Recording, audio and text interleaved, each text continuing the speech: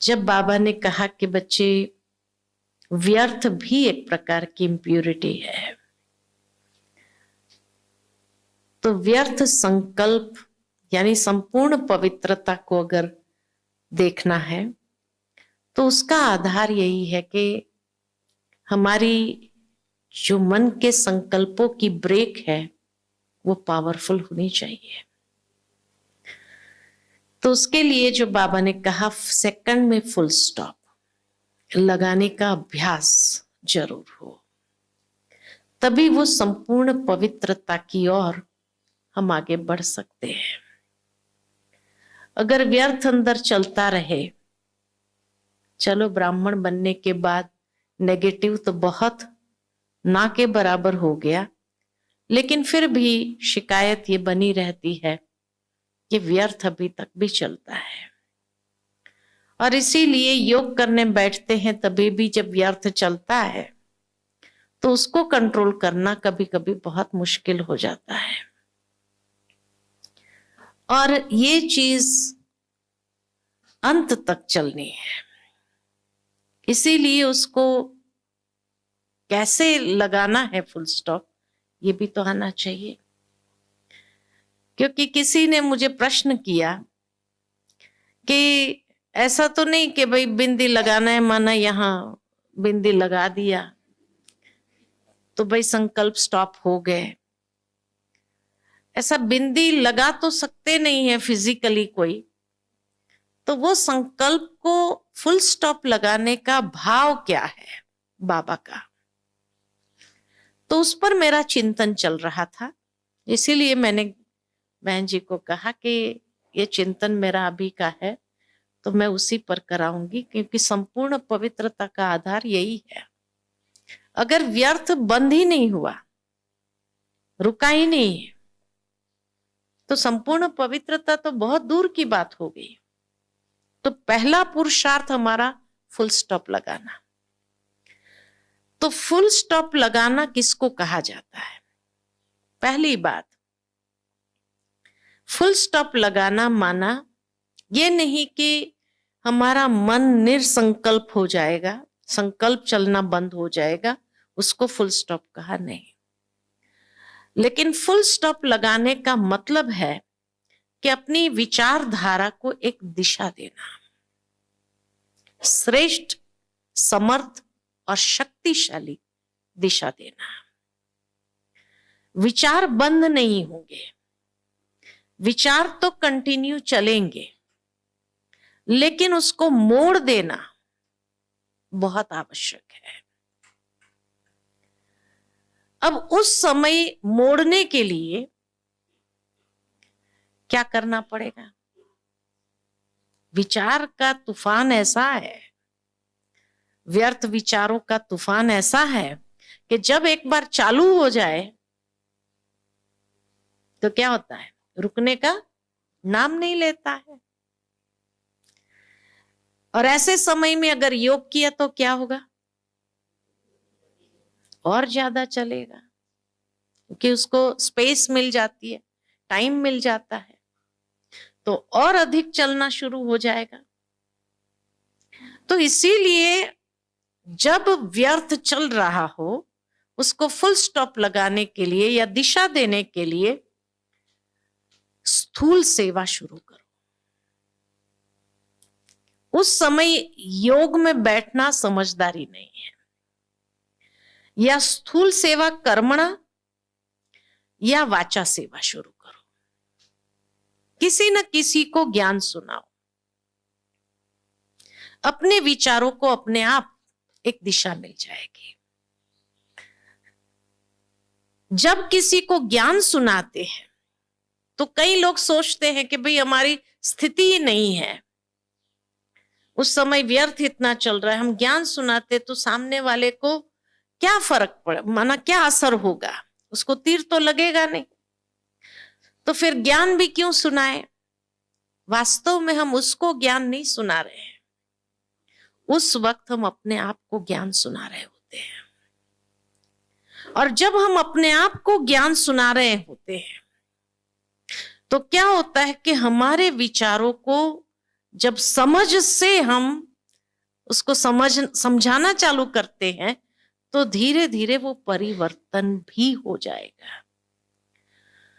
और जितनी देर आपने उसको ज्ञान सुनाया उतनी देर में तो धीरे धीरे आपके विचार परिवर्तन होते हुए आप खुद महसूस करेंगे कि हाँ, जैसे फुल स्टॉप लग गए, उस व्यर्थ की बात को फुल स्टॉप लग गया और फिर आपकी गाड़ी एक और पटरी पर चढ़ने लगेगी। अच्छा चलो, ज्ञान सुनाना मुश्किल हो रहा है तो कोई बात नहीं, कर्मणा सेवा शुरू करो।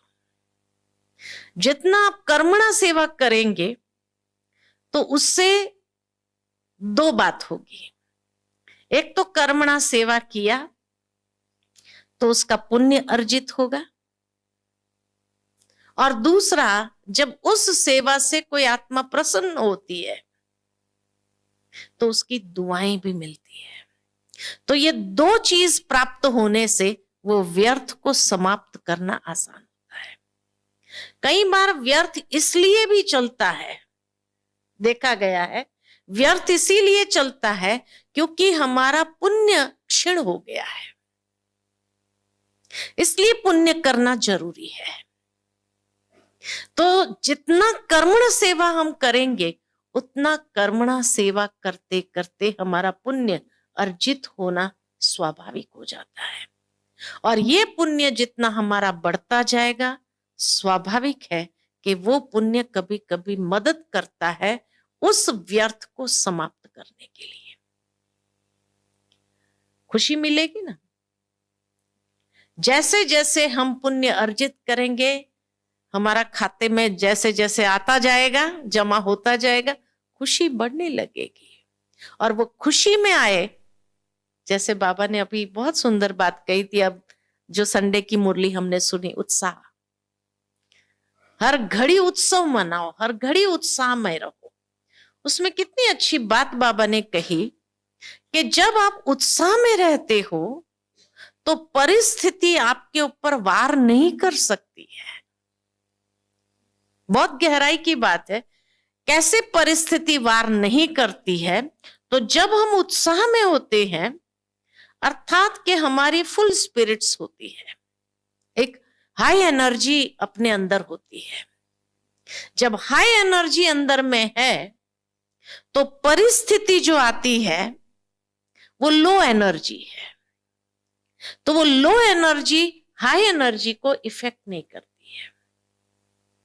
इसीलिए कर्मणा सेवा करते हुए हम अपने जमा के खाते को बढ़ाएं, क्योंकि व्यर्थ जब चलता है माना हमारी एनर्जी भी लो हो जाती है। जब हमारी एनर्जी लो हो गई तो हर परिस्थिति वार करेगी, ये स्वाभाविक बात है। इसीलिए परिस्थिति वार न करे, उसके लिए अपने आप को ऐसी कर्मणा सेवा में जोड़ दो जो अपने आप जमा होते हुए हमको खुशी का अनुभव होगा। इसीलिए बाबा ने तीनों के मार्क्स एक समान रखे हैं, मनसा वाचा कर्मणा। तीनों के मार्क्स बराबर है। ये नहीं कि कर्मणा का कम है या मनसा का अधिक है या वाचा का अधिक है, कर्मणा का कम है, नहीं, तीनों के मार्क्स बराबर है। उस समय मनसा सेवा तो संभव नहीं है, व्यर्थ इतना चल रहा है। तो इसीलिए जब हम कोई भी कर्मणा सेवा शुरू करते हैं, हमारा मन जब उसमें पिरोना शुरू होता है तो क्या होगा? अपने आप वो व्यर्थ समाप्त होगा और जैसे जमा होती जाएंगी, खुशी बढ़ती जाएंगी, तो धीरे धीरे उत्साह बढ़ने लगेगा हमारा। तो ये है फुल स्टॉप लगाने का पहला तरीका कि दिशा दो, अपने मन वचन कर्म को एक दिशा देना है। दूसरी बात कि फुल स्टॉप लगाना माना निश्चय बुद्धि बनना। तो पहला परिवर्तन, परिवर्तन करो, दिशा देना माना परिवर्तन कर देना। दूसरा है निश्चय बुद्धि बनना। किसमें निश्चय बुद्धि बनना है? ड्रामा। ड्रामा में जितना हमारा निश्चय, और वो भी निश्चय क्या है होना चाहिए, जो हो रहा है वो बहुत अच्छा, जो हुआ वो भी बहुत अच्छा, जो होने वाला है वो भी बहुत अच्छा।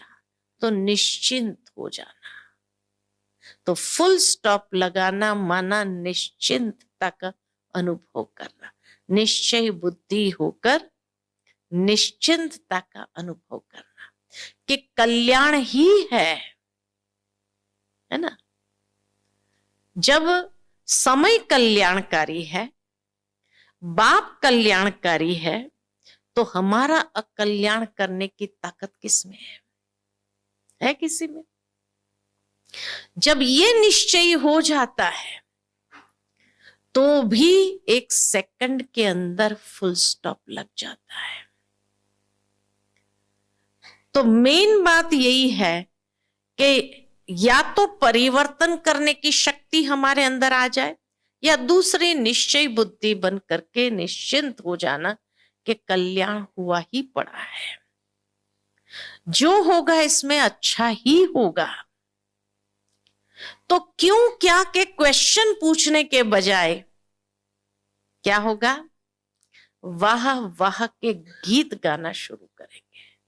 वाह बाबा वाह, वाह ड्रामा वाह, है ना, वाह रे मेरा भाग्य वाह। तो जितना वाह वाह के गीत गाते हैं, माना भी अपनी स्पिरिट्स को हाई करना है, उत्साह में आना है। तो ये वाह वाह का गीत जब गाना शुरू करते हैं तो बाबा कहते हैं अगर वाह वाह नहीं भी होगा तो वो परिवर्तन होकर वाह वाह हो जाएगा। ये भगवान का वरदान है। इसीलिए वाह वाह के गीत जरूर गाना आना चाहिए, है ना। इसको कहते हैं फुल स्टॉप। कोई गाना गाता है तो अपने आप सारी दुनिया भूला हुआ है कि नहीं है, उस गाने में कितना मग्न हो जाता है जो सारी दुनिया भूल जाती है। ठीक इसी तरह जब हम भी वाह वाह के गीत गाएंगे तो दूसरा सब भूल जाएंगे, तो व्यर्थ समाप्त हो जाएगा। और वाह वाह से हर चीज वाह वाह होने लगेगी। इसीलिए बाबा कहते वाह वाह के गीत गाओ, है ना। तो नेगेटिव को कंप्लीटली हम पॉजिटिव में चेंज करते हैं वाह वाह के गीत गाने से। ठीक है, तो ये दूसरा तरीका है फुल स्टॉप लगाना, है ना? वाह वाह के गीत गाओ और देखो कैसे परिवर्तन होता है। मान लो कि वाह वाह के गीत गाने पर भी अंदर में डाउट आ रहा है, पता नहीं क्या होगा। मैं गा तो रहा हूं लेकिन वाह वाह हुआ कि नहीं हुआ, क्योंकि सूक्ष्म में कहीं ना कहीं एक second thought side by side. तो निश्चय बुद्धि बनने का प्रयत्न बाबा ने कहा है, इसलिए होगा। तो निश्चय बुद्धि बनने का भी प्रयत्न करते हैं, लेकिन कहीं ना कहीं पुराने संस्कार के वशीभूत ये सेकंड थॉट भी संशय का आता रहता है। पता नहीं होगा कि नहीं होगा, कैसे होगा। तो बाबा ने उस समय कहा है कि मान लो कि अगर सेकंड थॉट या आपका गट फीलिंग आपको ये कह रहा है कि नहीं ये ठीक तो नहीं होगा, ये वाह वाह मैं कह रही हूं लेकिन वाह वाह नहीं होगा, कोई बात नहीं। तो भी बाबा कहे आप ये सोचो कि अच्छा चलो ये बात जो आई है ये हमें क्या सिखाने आई है। जरूर कोई ना कोई लेसन सिखाने आई है, अनुभवी बनाने आई है। तो क्या अनुभव मुझे प्राप्त, क्योंकि अनुभव की अथॉरिटी बनना होगा तो हर प्रकार के अनुभव ड्रामा सिखाएगा या अनुभव कराएगा कि नहीं कराएगा, तभी तो अनुभव की अथॉरिटी बनेंगे। इसीलिए मान लो कि आपका गट फीलिंग आपको ये कह रहा है कि नहीं ये वाह वाह तो नहीं होगा, कि कुछ बहुत बड़ा नुकसान, तो कोई बात नहीं, उसमें कुछ सीखने को मिलेगा, कुछ अनुभव प्राप्त होगा। ये अनुभव हमें अनुभवी तो बनाएगा, ताकि अंतिम पेपर में पास होने के लिए शायद ये अनुभव बहुत उपयोगी होगा। जिस तरह से दुनिया के अंदर भी कोई भी इंसान अनुभवी कब बनता है? कहेंगे ना, परिचय देते समय भी बड़े बुजुर्ग होते तो बड़े अनुभवी है। अनुभवी कैसे बने? कई ठोकरें खा खा करके तो अनुभवी बने, ऐसे ही तो अनुभव नहीं आ जाता है ना। तो जीवन के अंदर बाबा भी हम बच्चों को अनुभव की अथॉरिटी बना रहा है। तो अनुभव की अथॉरिटी बनने के लिए कुछ ठोकरें तो खानी पड़ेगी कि नहीं खानी पड़ेगी? तो उसको भी उस दृष्टिकोण से देखो कि अच्छा, ये बात जो आई है क्या सिखाने आई, क्या अनुभव प्रदान करने आई? तो खुद के अंदर क्या हो जाएगा? खुद के अंदर धैर्यता और गंभीरता आएगी। उसको समझने के लिए जो धैर्यता चाहिए वो धैर्यता आएंगी, तो भी फायदे में है, नुकसान तो हुआ ही नहीं, है ना। तो फुल स्टॉप लग जाएगा। कभी कभी ये फुल स्टॉप लगाना है धैर्यता रखते हुए कि अब ये परिस्थिति जो आई है मुझे कौन सा नया अनुभव देने के लिए आई है, और अनुभव प्राप्त करके आगे बढ़ो, क्योंकि आगे चल करके यही अनुभव अंतिम पेपर में उपयोगी होगा, काम आएगा। इसीलिए ये अनुभव बहुत जरूरी था लाइफ में, क्योंकि कोई भी अंतिम समय अगर चलो आया हमारे पास, कोई ऐसा अनुभव जरूरी नहीं कि वो परिस्थिति आई तभी अनुभव काम आए, लेकिन मान लो कि अंतिम समय कोई आत्मा आई और वो आत्मा कहती है आपके पास इतने सालों का अनुभव है, क्या आप अंजलि मुझे दे सकते हैं कि इस परिस्थिति में मैं क्या करूं? और उस समय आप सोच में पड़ जाओ मेरे पास तो उसका कोई अनुभव नहीं है, तो क्या होगा? वो आई थी आशा के साथ और निराश होकर के जाएगी, आप उसको मदद नहीं कर पाए तो कैसा लगेगा? खुद को भी उस समय कितना ये लगे, एक अंजलि तो चाहिए उसने मेरे से और वो भी हम नहीं दे सके। तो इसीलिए ये अनुभव बहुत आवश्यक है। अंतिम समय में कई आत्माएं उस अनुभव के लिए आएगी आपके पास, क्या आप अपना अनुभव शेयर करो, उसमें से ही उनको कुछ मिल जाएगा। या मान लो कि वो परिस्थिति आई है, अनुभव देने के लिए आई है, तो अनुभव कब मिलेगा कि उसके लिए बाबा ने कौन सी बात कही है जिस बात का एप्लीकेशन करने की आवश्यकता है ना। अगर उसका एप्लीकेशन किया तो बहुत सुंदर तरीके से आप जैसे महसूस करेंगे मक्खन से बाल निकल गया। यही सबसे बड़ी प्राप्ति है। इसीलिए बाबा कहते हैं सेकंड में फुल स्टॉप लगाना माना धैर्यता रखो। समय आपको बहुत सुंदर अनुभव प्रदान करके जाएगा, या उस वक्त कौन सी ज्ञान की बात को अप्लाई करना है ये समझ करके उसको एप्लीकेशन में लाओ।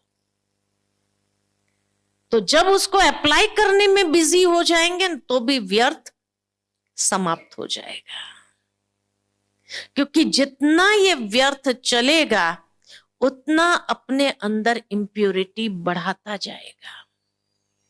इसीलिए बाबा ने कहा संपूर्ण पवित्रता खाली ब्रह्मचर्य नहीं है, लेकिन संपूर्ण पवित्रता के लिए ये व्यर्थ रूपी किचड़ा बढ़ना नहीं चाहिए, उसको समाप्त कर देना है। और समाप्त करने का यही तरीका है।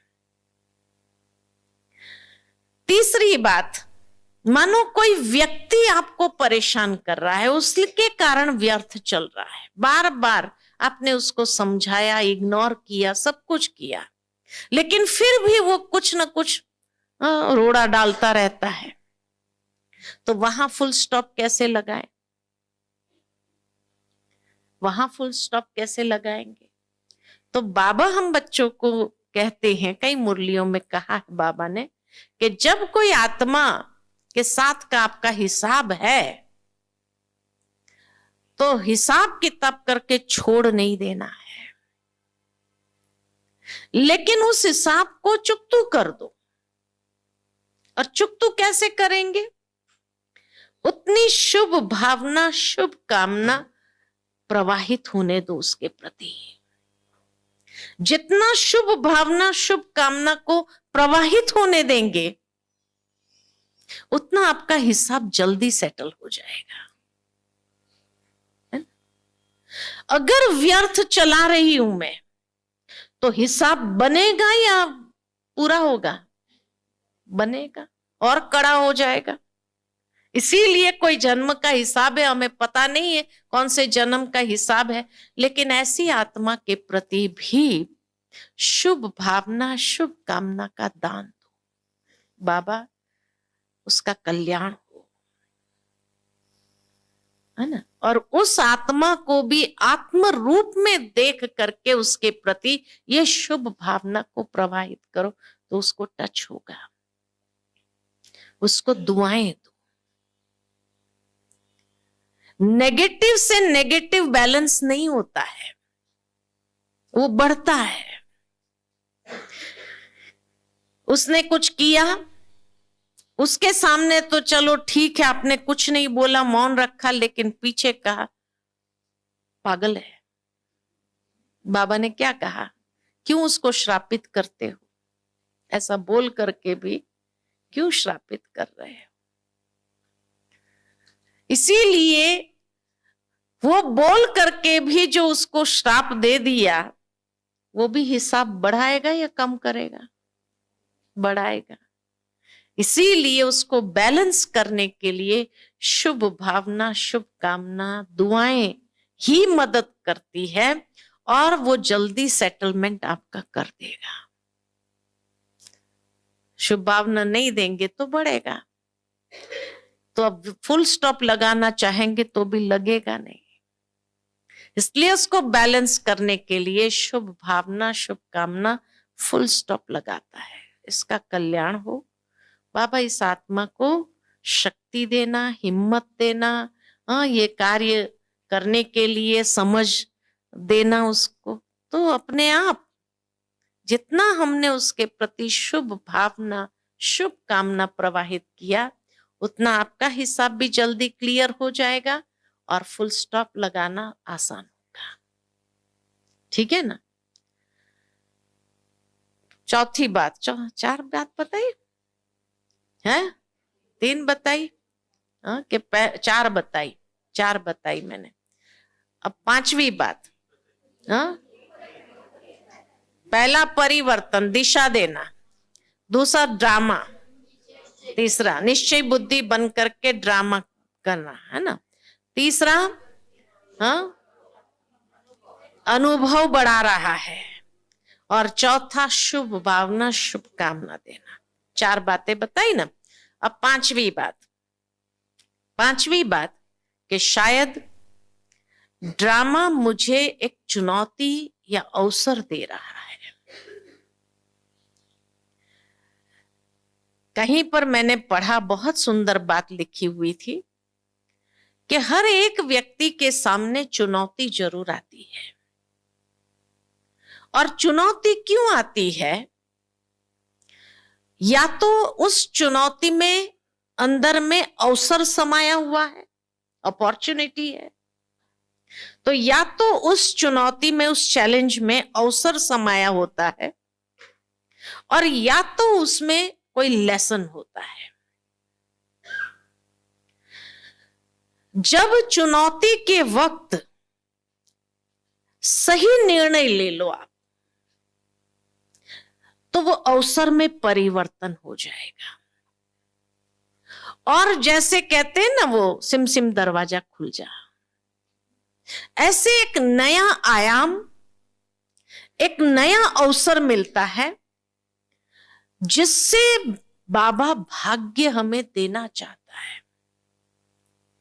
कोई भी बात, कोई भी परिस्थिति जब आती है तो खाली लेसन सिखाने के लिए आती है, उतना नहीं है, लेकिन कहीं ना कहीं उस चुनौती के अंदर जो अवसर है, उस अवसर को जब हम प्राप्त करते हैं तो उससे भाग्य की प्राप्ति होती है। तो भाग्य विधाता भाग्य प्रदान करना चाहता है, तभी वो परिस्थिति आई। उस परिस्थिति को सुलझाते हुए अगर मेरी मनस्थिति सकारात्मक रही, अगर मेरी मनस्थिति एकदम बाबा के साथ जुड़ी हुई है, तो बाबा की जो टचिंग मुझे प्राप्त होगी, वो टचिंग प्राप्त होने से क्या होगा, हम सही निर्णय उस वक्त लेंगे, और सही निर्णय लेते ही वो अवसर के द्वार खुलते हैं। और आप आश्चर्यचकित हो जाएंगे, ये तो मैंने सोचा भी नहीं था, देखो बाबा ने कैसा ये भाग्य प्रदान कर दिया, है ना। जैसे कोई ऐसा महसूस होगा, जैसे कोई मानो कि आप पहाड़ के एकदम चोटी पर खड़े हैं और किसी ने आपको पीछे से धक्का मार दिया, सोचा इसको गिरा दे, और उसी समय अगर आपको पंख मिल जाए और आप उड़ने लगे और ऊंचाई पर जाओ और भाग्य प्राप्त होने लगे, तो कैसा लगेगा। वो कहानी मुझे याद आती है कि जो ईगल होती है ना, ईगल जब उसके बच्चे को जन्म देती है तो फिर उसको उड़ना सिखाती है, लेकिन ऐसे बच्चे उड़ने का साहस नहीं रखते। तो वो चिल क्या करती है, उस बच्चे को अपनी चोंच पर एकदम पहाड़ी से ऊपर ले जाएगी और वहां से छोड़ेगी उसको। और जैसे ही छोड़ेगी ना कि वो पंख फड़फड़ाना चालू कर देता है और तब उड़ना सीखता है। तो जीवन के अंदर हमेशा जिसको भय रहता है ना, व्यर्थ किसका चलता है, व्यर्थ का कारण होता है भय। और जब बाबा भी देखता है कि आत्मा को भय बहुत है, तो भय को खत्म करने के लिए क्या करेगा, वो भी हमारे सामने ऐसी परिस्थिति ला करके खड़ा कर देंगे हमको वहां पर, और ऐसा कोई ना कोई को निमित्त बनाएगी जो धक्का देगा। जैसे कोई स्विमिंग करना नहीं चाहता है, मेरे को याद आता है बचपन में स्विमिंग नहीं करना चाहता, कोई ऐसा जोर से धक्का मार के हाथ पैर फटफड़ाना चालू कर और स्विमिंग करना सीख जाते हैं ना। तो ठीक इसी तरह ड्रामा भी जब हमें कोई भाग्य देना चाहता है, लेकिन डर के कारण हम उस भाग्य तक पहुंच नहीं पा रहे हैं, तो ऐसी चुनौती आती है कि जिस चुनौती में अगर बुद्धि का योग सही है, सही डिसीजन लिया, तो जैसे वो अवसर का द्वार खुलता है। वो इसीलिए बंद था क्योंकि हम डर रहे थे, और उस डर के कारण हम आगे हिम्मत नहीं कर रहे थे। बाबा कई बार मुरली में हम बच्चों को कहते हैं कि कई बच्चे बाबा मदद करना, बाबा मदद करना, बाबा मदद कर, रटला लगाते, बाबा हम तो आपके बच्चे हैं ना, मदद करना, आप मदद करना, लेकिन आधा चीज याद रखते हैं, पूरा याद नहीं रखते हैं।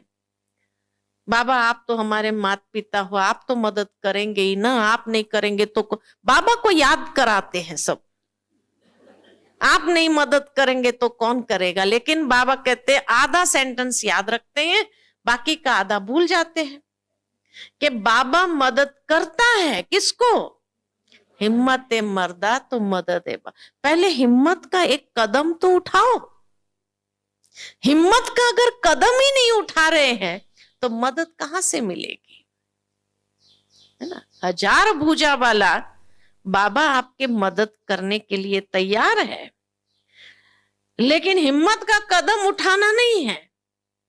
और बाबा मदद करो, बाबा मदद करो, बाबा मदद करो, तो क्या होगा? और फिर मदद नहीं मिलती है, क्योंकि मदद कैच ही नहीं कर पाते हैं। हिम्मत का कदम बढ़ाया ही नहीं तो मदद तो कैच नहीं कर पाते हैं। फिर कहते हैं बाबा को इतना याद किया, इतना योग लगाया, फिर भी बाबा की मदद नहीं मिली है? तो बाबा क्या कहते हैं? कारण क्या हुआ कि हिम्मत का कदम बढ़ाया नहीं। हिम्मत जरूर रखनी पड़ती है कई बार, और जैसे ही हिम्मत का कदम बढ़ाते हैं उस विश्वास के साथ कि बाबा है, फिर देखो आपको लगेगा मैं कहीं गिर न जाऊं, मैं कहीं ये न हो जाऊं, ये न हो जाए। लेकिन हिम्मत का कदम रखते हुए बस आप उस परिस्थिति को पार करने के लिए आगे बढ़ जाओ, देखो फिर क्या होता है, देखो फिर क्या होता है कि नहीं। ऐसा भाग्य विधाता भाग्य प्रदान करता है जो आप बाद में सोचेंगे मैं तो नाहक डर रही थी, बाबा ने इतना अच्छा भाग्य दिया मेरे को। तो डर नहीं रखो, डर को खत्म करने का यही एकमात्र साधन है, हिम्मत का कदम बढ़ाओ।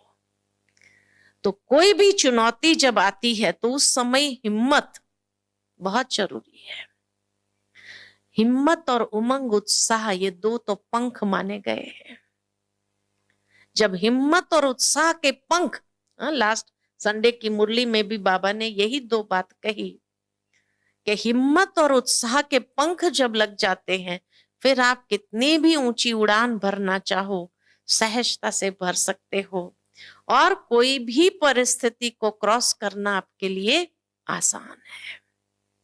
लेकिन हिम्मत और उत्साह के पंख ही नहीं है तो फिर तो परिस्थितियों के साथ लड़ना पड़ेगा, माथा मारना पड़ेगा और आगे बढ़ना मुश्किल होगा। इसीलिए बाबा भी हम बच्चों को कहते हैं कि बच्चे हिम्मत और उमंग उत्साह के पंख के आधार से उड़ना चालू करो, तो कोई भी परिस्थिति नीचे हो जाएगी, आप ऊपर से उड़ करके उसको क्रॉस करेंगे, तो व्यर्थ चलाने की आवश्यकता नहीं रहेगी, है ना। तो इसीलिए डरो नहीं, डरना नहीं है, लेकिन हिम्मत का कदम उठा करके आगे बढ़ना है।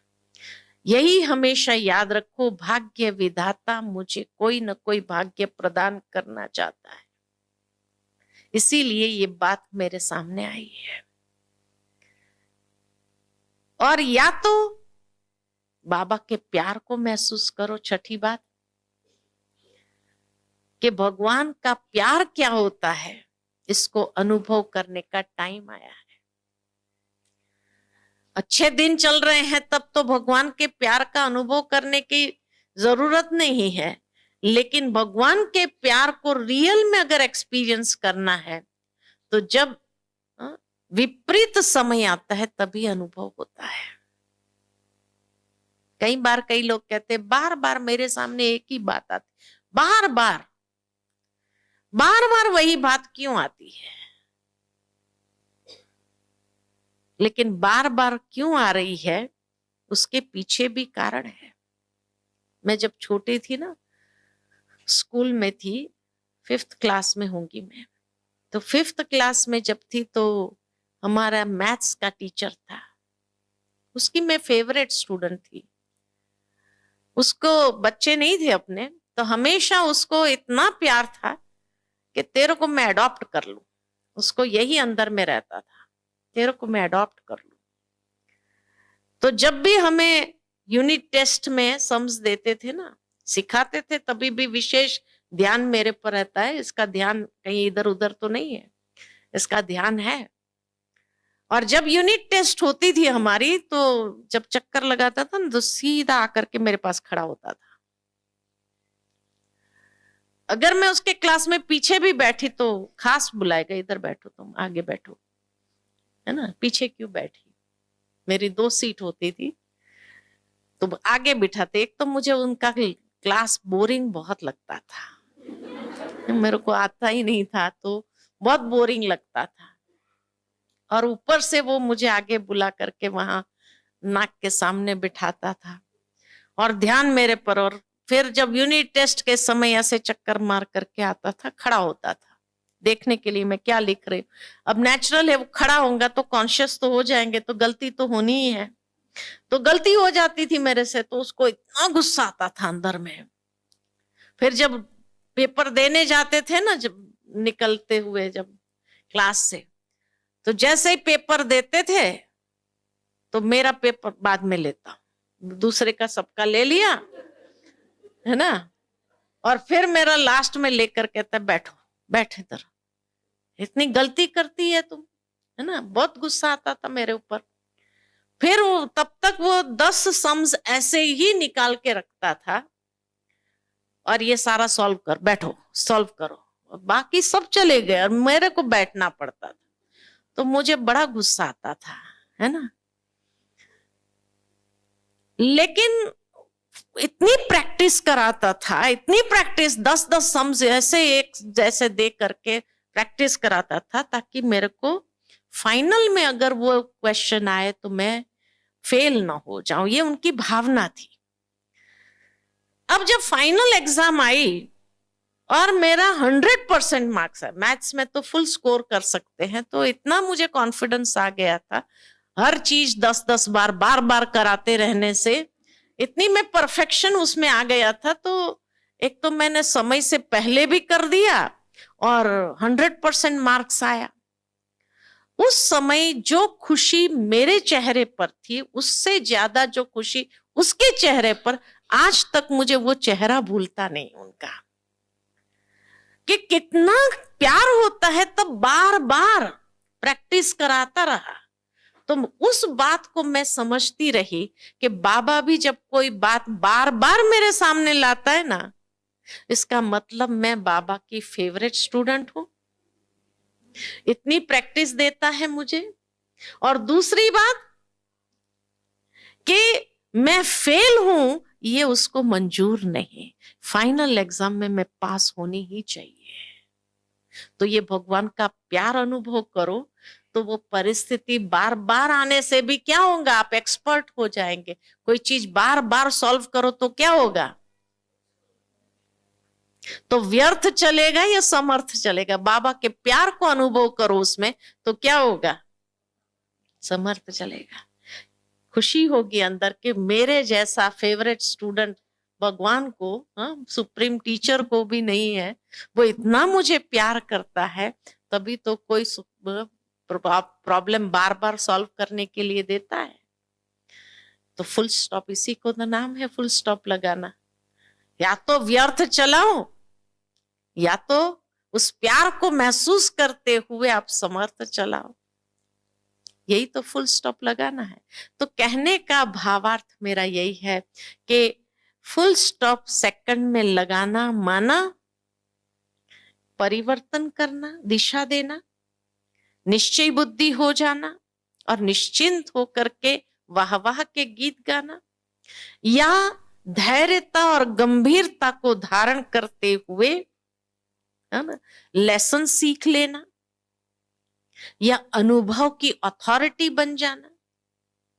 या कोई आत्मा अगर बार बार आपको परेशान कर रही, तो शुभ भावना शुभ कामना दे करके उसके हिसाब को जल्दी सेटल कर दो। या भाग्य विधाता जब आपको कुछ देना चाहता है, तो वो परिस्थिति आती है चुनौती के रूप में, और उसमें अवसर खुल करके सिमसिम दरवाजा खुल जा मेरे लिए, ये अनुभव करो। या तो बाबा के प्यार को अनुभव करो कि बार बार अगर मेरे साथ, इसका मतलब फाइनल में बाबा तो जानी जाननहार है ना, सब कुछ जानता है कि फाइनल में क्या, एग्जाम में क्या क्वेश्चन आने वाला है, और उसके सामने वही आने वाला है। बाबा ने कई बार हम बच्चों को बता दिया है कि फाइनल एग्जाम में फाइनल क्वेश्चन कौन सा होगा, हाँ, सबके लिए नष्ट मोह थोड़ी होगा। हाँ, जिसमें मोह की कमजोरी होगी उसके लिए वो पेपर होगा, लेकिन बाकी के लिए, कुमारियों के लिए कौन सा मोह है ना? तो क्या पेपर हो सकता है? बाबा ने हमेशा हम बच्चों को कहा है, बच्चे छोटी सी कमजोरी को भी छोड़ो नहीं, कि छोटी सी है, अंत में ठीक कर देंगे, क्योंकि वही फाइनल पेपर का द्वार होगा। जो छोटी सी कमजोरी को मैंने छोड़ा कि लास्ट तक ठीक हो जाएगा, वास्तव में माया का आने का द्वार वही है, और लास्ट में वो खत्म नहीं होंगी, लेकिन तब तक वो मैग्निफाइड होकर के इतने बड़े स्वरूप में आएगी। वो आपका फाइनल क्वेश्चन होगा। तो अभी से चेक करो मेरे में कौन सी कमजोरियां है। हाँ, जिसमें मोह की कमजोरी है उसके लिए फाइनल पेपर वही होगा, लेकिन जिसमें दूसरी कमजोरी है, तो किसी में क्रोध की कमजोरी है, किसी में देह अभिमान की कमजोरी है, मैंपन की कमजोरी है, किसी में और कोई कमजोरी है, ईर्ष्या की, द्वेष की, कोई भी कमजोरी है, तो जो कमजोरी होगी वही फाइनल क्वेश्चन आपके लिए होगा। और उसका समय 1 सेकंड, ये भी बाबा ने बता दिया है। उस एग्जामिनेशन का चेकिंग कौन करेगा? मार्क्स कौन देगा? खुद। बाबा नहीं देगा, खुद ही देंगे, खुद ही चेकर है आप। और जैसे ही आपने वो एग्जाम दिया और एग्जाम देते वक्त आपने महसूस किया फेल हो गए, आप खुद बोलेंगे, अंदर से विचार आएगा फेल हो गए, माना आपने लेबल डाल दिया फेल, तो अपने आप वहां चले जाएंगे जहां फेल होना है। फेल वाले जाते हैं। जैसे ही अंदर में वो खुशी होगी, वाह मैंने पास कर दिया, जैसे दुनिया में भी होता है ना, जिसको पास हो गए तो कितनी खुशी, पास हो गए, तो ऐसे ही आपने लास्ट पेपर जब क्रॉस किया 1 सेकंड का और उसमें पास हो गए, तो इतनी खुशी से आप उछलेंगे, पास हो गए, माना आपने अपने आप को सर्टिफाई कर दिया। और फेल भी हुए तो भी आप खुद सर्टिफाई करने वाले, फेल हो गए। बाबा देने वाला नहीं है, नहीं तो कोई भी कहेगा बाबा आपने पार्शियलिटी किया। इसलिए भगवान साक्षी हो जाता है।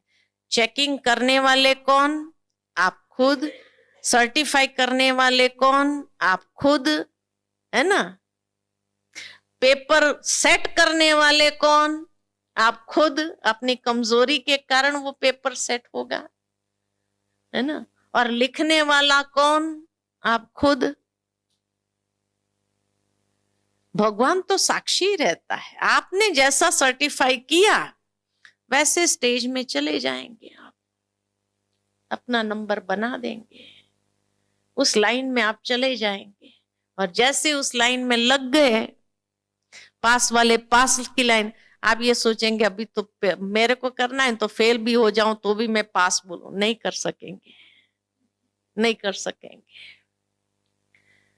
उस समय 1 second, fraction of a second में भी ये बात निकली कि फेल हो गए, नहीं कर पाए, बस गया, वो सर्टिफाइड हो गया उसी समय, है ना। तो इसीलिए आप उस समय खुद के साथ भी ये चालाकी नहीं कर पाएंगे कि फेल होने के बाद भी आप उछलो और कहो कि पास हो गए, ये नहीं कर पाएंगे।